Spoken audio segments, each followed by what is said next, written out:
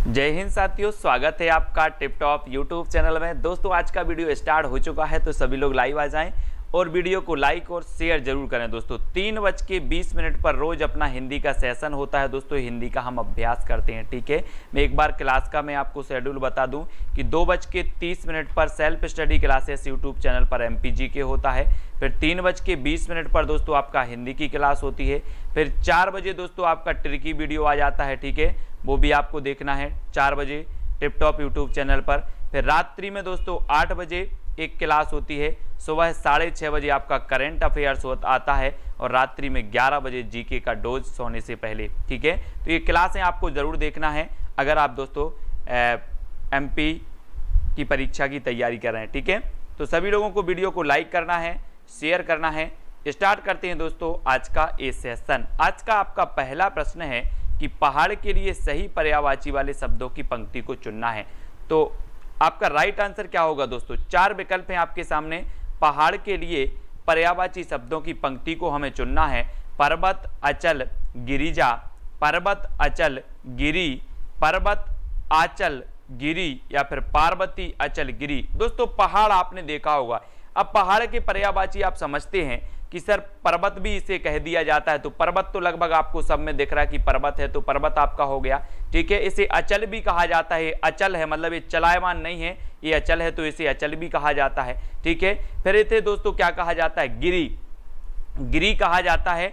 यानी कि आपका जो विकल्प नंबर बी है, पर्वत, अचल और गिरी, ये पहाड़ के पर्यायवाची हो जाते हैं, ठीक है। तो बी नंबर जिनने भी बताया है रिमी, RPG बिल्कुल सही है, ठीक है, इनको याद रखेंगे। और अगला आपको बताना है अकल पर पत्थर पड़ना मुहावरे का अर्थ कौन सा है? अकल पर पत्थर पड़ना ये बतानी है आपको दोस्तों। कुव्यवस्था होना, मनोकामना पूर्ण होना, मूर्ख या फिर बुद्धि नष्ट होना। इनमें से आपको चयन करके बताना है कि अकल पर पत्थर पड़ना, इस मुहावरे का अर्थ क्या हो जाएगा। अपन मुहावरे पढ़ते हैं दोस्तों, है ना, नाक का बाल होना, अकल पर पत्थर पड़ना, है ना, ये सारे के सारे पढ़ते हैं। तो यहां पर बताना है, तो हम बोलते ना कि तुम्हारी अकल पर क्या पत्थर पड़ गया था, ऐसे बोल देते ना, बुद्धि नष्ट हो गई थी क्या आपकी, जो आपने ऐसा काम नहीं किया। यानी कि अकल पर पत्थर पड़ना मुहावरे का अर्थ आपका हो जाएगा बुद्धि नष्ट होना। डी नंबर आपका बिल्कुल सही हो जाएगा, ठीक है। तो जिन्होंने भी डी नंबर बताया है वो बिल्कुल सही है। और अगला क्वेश्चन है पहेली सा जीवन है व्यस्त, कौन सा अलंकार है? पहेली सा जीवन है व्यस्त। दोस्तों जो बोल रहे हैं बेसिक से पढ़ाओ, मैंने आपको वर्णमाला भी पढ़ा दी है, संधि भी पढ़ा दी है, अलंकार भी आप तक पहुंच गया है ना। तो आपको यहां पर अलंकार ही बताना है कौन सा अलंकार है। और वाचक शब्द यहां पर आ गया दोस्तों आपका सा आ गया है, मतलब सा मतलब समान, पहेली समान जीवन है व्यस्त। तो अगर सा शब्द जहां पर आ जाए वहां पर दोस्तों आपकी उपमा हो जाती है।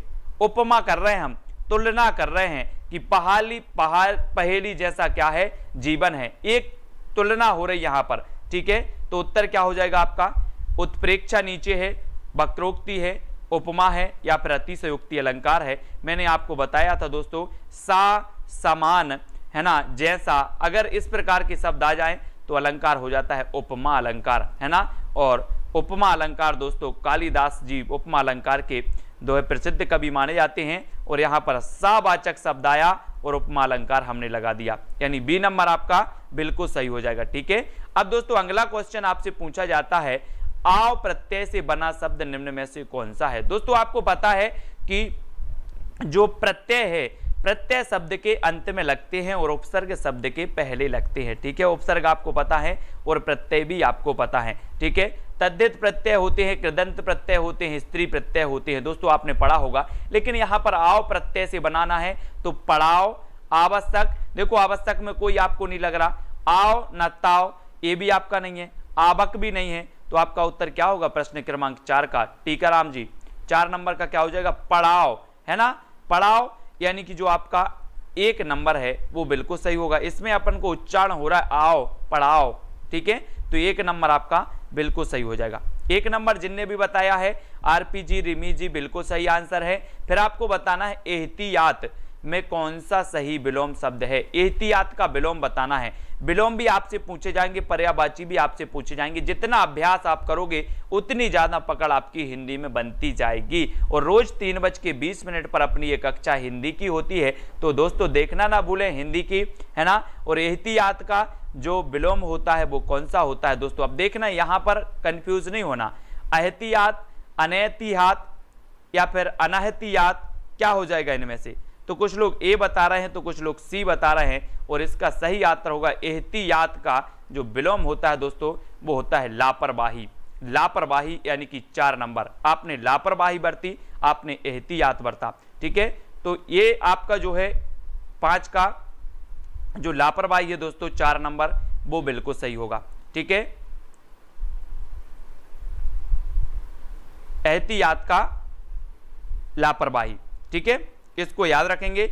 और अगला क्वेश्चन आपको बताना, परिणाम के लिए सही संधि विच्छेद क्या होगा। परिणाम, ये परिणाम के लिए बताना है दोस्तों। और पारिधन नम, अब संधि विच्छेद 4 में से आपको बताना है।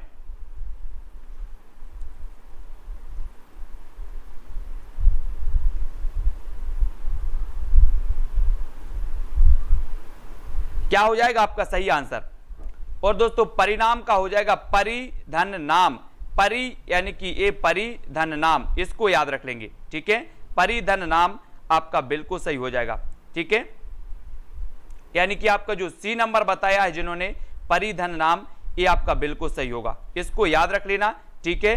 और ये जो सी नंबर 3 नंबर है उसको सभी को याद रख लेना है दोस्तों। एहतियात आपसे पूछा गया, और बहुत सारे लोग ऐसे हैं जो एहतियात में कंफ्यूजन हो गए होंगे, लेकिन कंफ्यूज नहीं होना, एहतियात का आपका लापरवाही ही होता है, ठीक है, उसको याद रख लेना। और परिधन नाम ये आपका हो जाएगा, ठीक है, इसका विच्छेद। फिर आपको बताना है स्रोत। स्रोत का शुद्ध रूप निम्न में से कौन सा है। स्रोत, दोस्तों आप स्रोत लिखते हो तो कैसा लिखते हैं, स्रोत, स्रोत, स्रोत्र या फिर स्त्रित, शुद्ध रूप आपको बताना है। हाँ बिल्कुल करेक्ट टाइम पर, यानी कि 3:20 पर आज क्लास स्टार्ट हो गई। और स्रोत का शुद्ध रूप बताना है, और यहां पर 4 विकल्प हैं, और 4 में से आपने चयन किया दोस्तों ये स्रोत। अब स्रोत का याद रख लेना कि सा लिखा, उसमें रेप लगाई और ता, ये स्रोत का शुद्ध रूप माना जाता है, ए वाला, ठीक है। यानी कि जो 2 नंबर बताया है वो बिल्कुल सही है, बी नंबर, 2 नंबर, ठीक है। अब शांत रस का स्थायी भाव बताना है दोस्तों। शांत रस आपने रस शायद पढ़े हो कि जो रस हैं दोस्तों, रस होते हैं आपके 9 प्रकार।